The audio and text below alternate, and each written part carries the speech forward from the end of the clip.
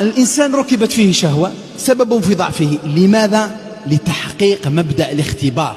والله لا ذوك عليه العلماء قال لك بلي المرأة المسلمة اللي عاشت في الدنيا لما تروح الجنة تكون هي سيدة على الحور العين، لأنه هذوك مخلوقات في الجنة ما فيهمش يعني الشيء الذي يعصين الله من أجله.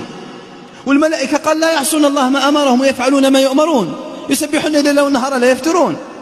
في التحريم وفي الأنبياء. إذن متى يكون الاختبار؟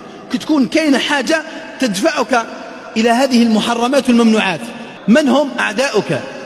إبليس والدنيا ونفسي والهوى. كيف الخلاص وكلهم أعدائي؟ فالله عز وجل ركب فيك هذا وامتحنك بالأمر والنهي اللي يسمى التكليف. القلم تاع التكليف هنا يتسابق الناس ويتفاوتون. السلف الصالح سبقونا مش برك بالتاريخ، مش بالطول والعرض والهيئة والمظهر، لا، سبقونا بالنجاح في هذا الاختبار.